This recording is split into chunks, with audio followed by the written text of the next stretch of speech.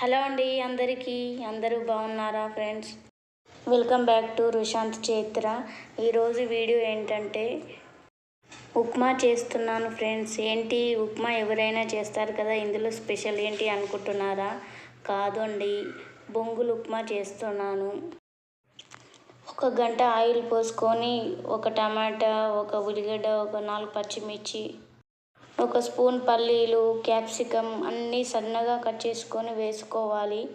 1 carrot తురుము, అల్లం ముక్కలు, కరివేపాకు అన్నీ వేసుకొని ఫ్రై చేసుకోవాలి.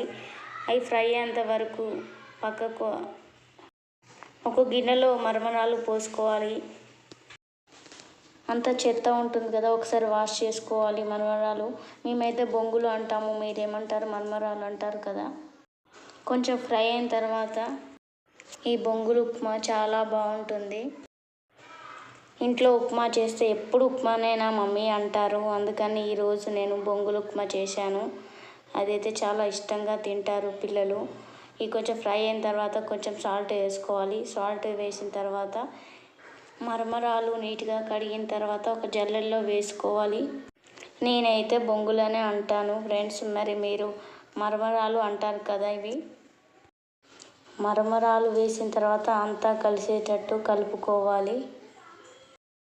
అంతా కలిసేటట్టు కలిపిన తర్వాత ఇందులో హాఫ్ లెమన్ పిండాలి టేస్ట్ కోసం. ఇంకా టేస్ట్ కోసం కొబ్బరి, పుట్నాలు, ఎండుమిర్చి ఈ 3 కలిపి మిక్సీ పట్టుకొని పొడి చేసుకున్నది పౌడర్ వేసుకోవాలి. చాలా టేస్ట్ ఉంటుంది ఈ పౌడర్ వేయడం వల్ల.